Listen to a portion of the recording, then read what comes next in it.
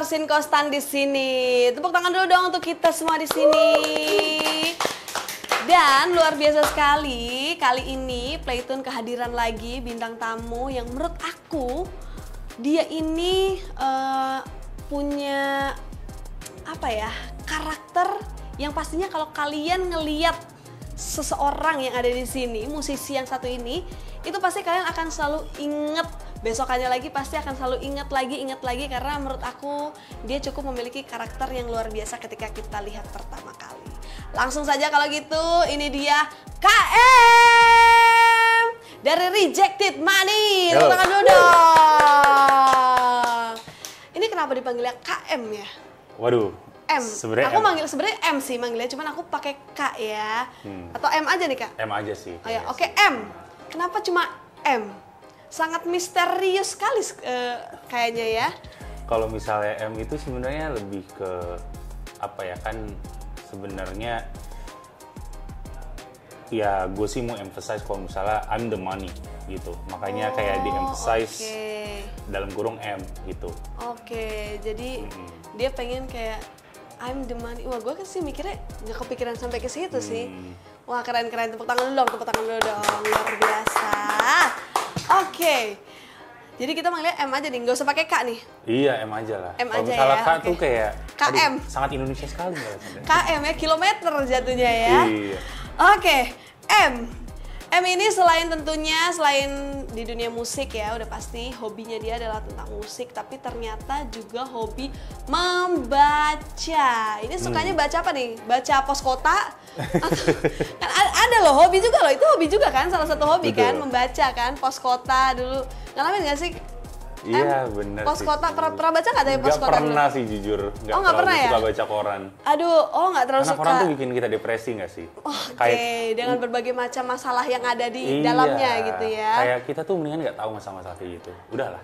Udah, jadi lebih baik yang kita tahu dan kita baca apa nih? Yang kalau misalnya gue sih, yang gue biasa baca, dulu tuh gue pernah dikasih tahu sama temen gue, salah satu temen gue, buku yang ditulis sama Mitch Albom, judulnya itu Tuesday with Morrie. Jadi dia itu pengarangnya, dia ngerekam setiap hari Selasa percakapan dia sama mentornya gitu. Di setiap hari Selasa? Setiap hari Selasa. Mentornya itu? Namanya Morrie, pokoknya dia itu kalau nggak salah tuh dosen di universitasnya dia gitu.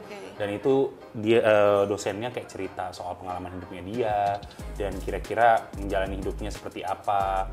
Dan kalau menurutku itu salah satu bacaan yang sangat life changing sih gitu.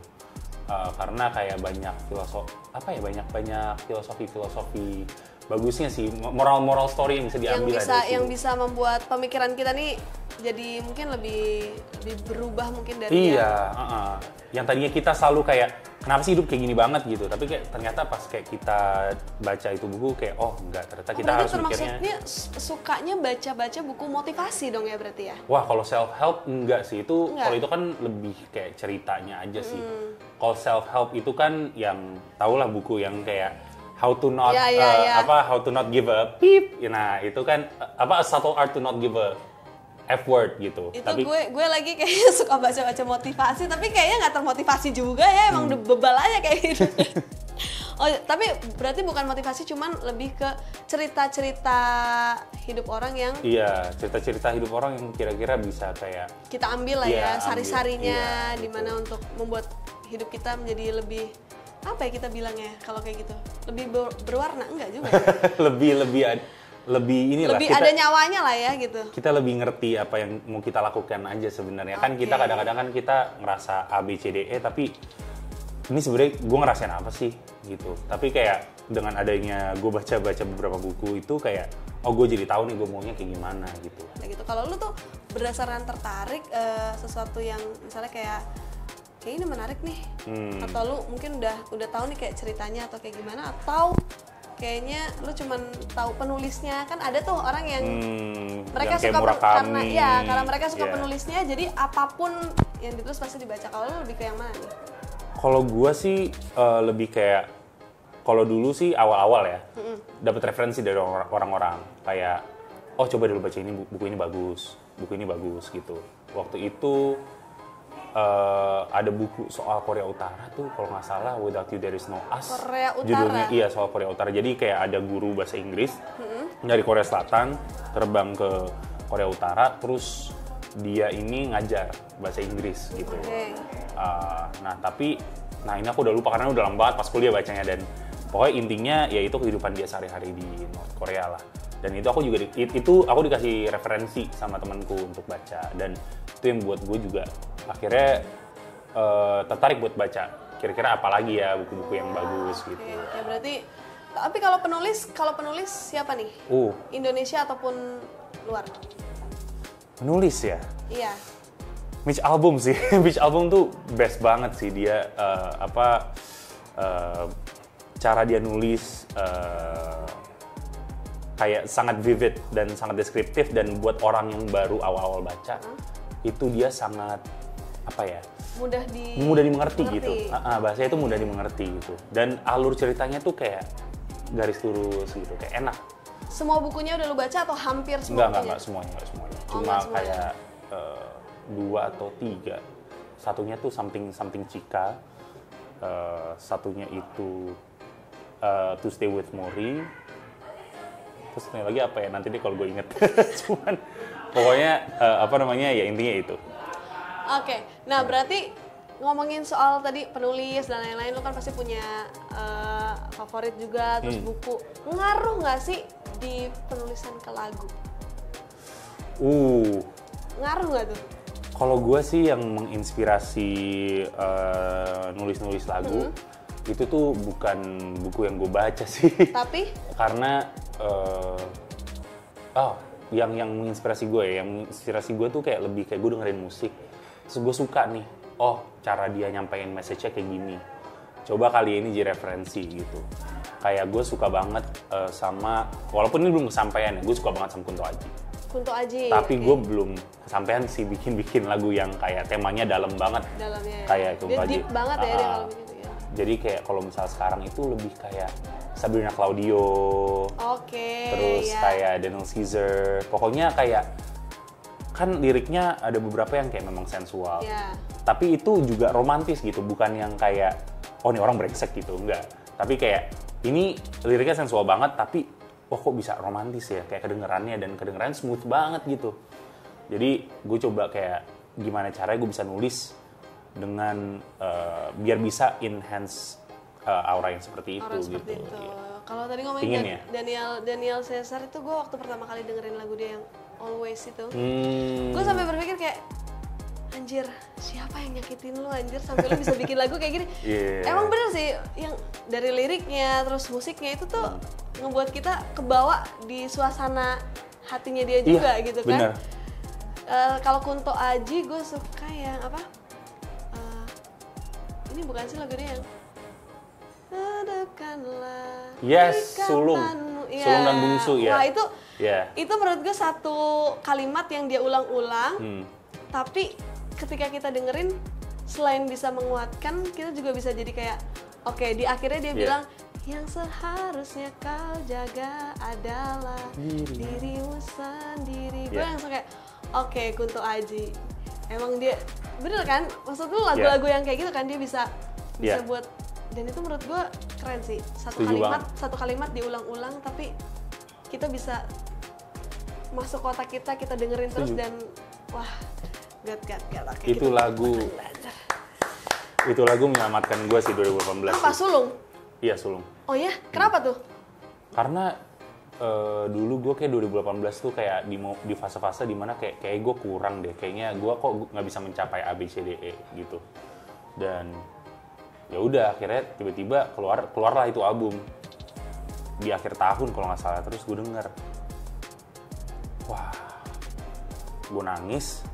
Terus habis itu kayak mindset gue tuh langsung berubah, kayak ya udah gue rela aja lah, ikhlas aja lah gitu. Pokoknya gue approach apapun jadi kayak lebih santai dan kayak legowo gitu, benar.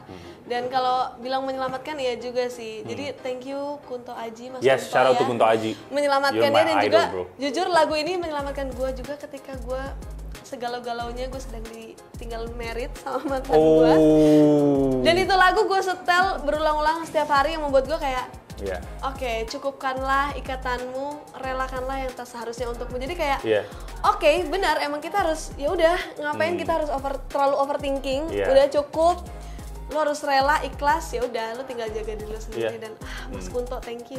Iya, by the way mantannya dia asshole berarti. Thank you ya, udah meluapkan ya. Asshole. Oke, dan ngomongin soal tadi gue bilang berkarakter ya, ternyata menurut gue setiap orang yang berkarakter itu mungkin sama kayak kakak yang satu ini ya, suka membaca, banyak pengetahuannya juga ya kan, otomatis kalau orang suka baca tuh banyak pengetahuannya. Dan gue bisa bilang berkarakter karena kalau misalnya kalian lihat mulai dari pakaian, fashion ya kan, ini itu emang, tapi lo bukan ini kan, bukan magician bukan kan? Enggak, bukan. Bukan. Kan biasanya all black gitu loh. Iya. Ini kalau inspirasi lo dari mana nih? Karena mulai dari kalau kita lihat dia pakai jaketnya ini nggak biasa loh guys. Ya kan, makanya kenapa gue bilang dia berkarakter pakai kacamata, terus dari cara duduknya, ya ampun, ini benar-benar M ya. Bagaimana M? Bagaimana M? Apa gue terlalu membaca sih? Ini kayak I can't the way I sit. Anyway. Sebenarnya nggak ada referensi segala macam sih kalau misal soal berpakaiannya, karena kan memang temanya Rejected Money itu ya everything is all black. Everything is all black and red. At the very least ya buat untuk sekarang, setahun ke depan dan 2 tahun ke depan. Tapi kalau misal sehari-hari biasanya aku ngikutin banget referensi-referensi dari A$AP Rocky, Russell Westbrook. Dia salah satu pemain NBA. Memang kadang-kadang bajunya agak ngaco. Cuman kadang-kadang colorways yang dia pakai dan kayak style-stylenya dia itu cukup keren sih. Jadi kayak akhirnya gue coba cari celana yang kayak gini di mana ya, cari baju yang kayak gini di mana ya gitu sih. Tapi itu lo nyarinya tuh emang di marketplace aja atau biasanya kan thrifting atau apa? Thrifting lah. Thrifting ya kan? Iya, lebih sustainable. Karena kayaknya kalau misalnya baju-baju kayak gitu emang banyak thrifting ya. Iya, kayak gitu. Sustainable development guys. By lo juga suka basket ya? Iya. Salah satu referensi. dari badan juga terlihat ya emang pemain basket. Iya. Oke, kita lanjut guys ke lagu-lagu dari Rejected Money ini ya. Jadi M ini debutnya itu menggunakan Love Makes You Feel. Nah itu kenapa tuh awal lu debut ini kan kalau nggak salah produksinya itu kan udah dari 2023. Yes. Baru rilisnya di 2024. Yes. Nah kenapa debutnya itu menggunakan si Love Makes You Feel? Karena kan sebelumnya juga kayaknya udah ada lagu lain juga ya. Atau ini yang memang pertama? Ini lagu pertama banget. Emang lagu pertama banget. Lagu pertama banget. Gimana tuh si Love Makes You Feel ini? Jadi Love Makes You Feel ini sebenarnya gue ciptain dari 2020. Itu udah gue ciptain dari 2020, cuman gue nggak tahu mau diapain tuh lagu. Dari 2020? Covid tuh ya, lagi Covid tuh ya? Lagi Covid. Terus gue akhirnya ya udah gimana ya cara gue bikin lagu nih. Akhirnya gue approach best friend gue nih, namanya Tere Panjaitan. Shout out to Tere, man. Pokoknya dia nih gue approach terus kayak, oh gimana ya, gue pengen bikin lagu nih tapi amateur aja lah, segala macam, santai gitu. Ini produknya kayak gini lah kira-kira, gue kasih kayak guide-nya sama gue nyanyi dikit-dikit. Terus kayak, enggak, ini harus diproduksi secara profesional. Terus gue langsung kayak, wah oke, gitu. Karena dari pertama kali dia denger, dia langsung lu langsung dapat saran kayak gitu. Iya, akhirnya ya udah record kayak Februari atau Maret ya. Pokoknya 2023 awal banget. Terus kayak ini nggak akan dirilis dulu karena waktu itu gue belum siap banget nyanyi, belum seberapa bisa lah. Walaupun sekarang juga masih belum terlalu bisa ya. Cuman waktu itu jelek banget lah. Belum pede, belum siap. Iya belum siap gitu. Jadi gue latihan dulu setahun, baru ya 2024 rilis dan keluarlah Love Makes You Feel gitu. Oke, dan ini lagunya bercerita tentang ekspresi tentang cinta aja sih, kayak how love makes you feel gitu. Karena kita tuh bisa kayak say I love you, hey I love you gitu. Cuman kayak we don't really know what love is gitu. Oke. Kayak people might experience love in different form. And I think that the expression of love itu sesuatu yang kayak multi interpretatif. Banyak. Iya, bisa banyak banget, iya kan. Dan gue ngerasa ya udah, gue nggak bakal bilang feel apanya gitu. Jadi ya udah, love makes you feel, udah gitu aja. Coba dong nyanyiin dikit dong, itu terlalu dikit. Dikit, udah gitu dikit. Panjangin dikit. Biar kita dengar juga di sini. Nanti kan walaupun akan dinyanyikan juga di bawah, tapi aku ingin mendengarkan eksklusif secara langsung. Minum dulu ya. Oke. Sorry ya kalau fals ya. Listen to my heart, it's beating hard. No one can tear us apart. Our love will play the part. Oke, tepuk tangan dulu dong. 1000 penonton di sini luar biasa. Jadi nggak sabar ya pengen dengerin langsung di bawah ya. Dan tentunya ada juga ini single yang tadi kan single pertama, udah ada single kedua juga ya, yang What More ya. Iya, What More. Dan ini baru rilis lagi yang Diana. Diana, yes. Ini apa nih? That's my pride and joy, yes. Bercerita tentang apa? Diana itu intinya soal mantan ya. Mantan. Jadi emang. Tapi bukan mantan yang nikah kan? Oh, udah nikah sekarang. Oh, udah nikah. Oke. Cuman kayak gue nggak ada geracap apa. Cuman pas gue pertama kali nulis lagu itu emang gue kayak lagi ada masalah lah sama dia, kayak kok lu ngejelek-jelekin gue di sosial media, terus kayak lu ngomongin gue ke semua orang gitu. Padahal gue nggak pernah ada salah apa-apa dan gue cuma ada ya gue playing victim dianya gitu ya. Gue bukan play victim sih, kayak menurut gue kayak dia nyeret gue di satu masalah yang harusnya gue nggak ada. Oke. Gitu. Kayak menurut gue kita berdua nggak ada masalah, terus tiba-tiba masalahnya ada gitu. Dan ya udah, karena gue kesel gue nulis Diana aja udah. Jadi kayak awalnya sih kayak liriknya santai banget ya, yang kayak oh Diana, you don't belong to me now. Oh Diana, you don't deserve me. Nah itu kan kayak iya kayak ya udah liriknya santai aja gitu, tapi kayak aku nggak ketemu tuh first-nya kayak gimana ya kira-kira ya. Nah 2024 baru ketemu akhirnya. Iya, first-nya agak kasar bahasanya. Perlu nggak apa-apa, boleh kok di sini boleh apa aja. Sekalian. Apa tuh, gimana tuh? I expect too much from a selfish motherfucker like you are. Oke, itu dia ya, ternyata ya akhirnya ketemu ya itu di 2024. Oke. Mungkin ada yang pengen kamu sampaikan untuk teman-teman yang udah sering dengerin kamu atau mungkin yang baru tahu M dari podcast ini, ada yang ingin kamu sampaikan dan mungkin harus mendengarkan si Diana ini untuk orang-orang yang pengen menyanyikan lagu untuk mantannya? Wah, sebenarnya gini, apa ya, buat lagu-lagu gue sih gue ngerasa kayak yang gue jelasin ya lagunya maksudnya seperti ini, cuman then again it's up to you guys to interpret it in different way. Karena my job as a singer-songwriter is just to embody what I write. Tapi kayak when you listen to the song, it can become yours. Bisa jadi milik teman-teman yang ada yang nonton lah gitu. Dan bisa kayak ya udah digunakan lagunya untuk kegiatan sehari-hari atau kayak mungkin bisa apa namanya? Perasaan. Iya, meluapkan perasaan lah untuk kayak melakukan ya banyak hal lah gitu.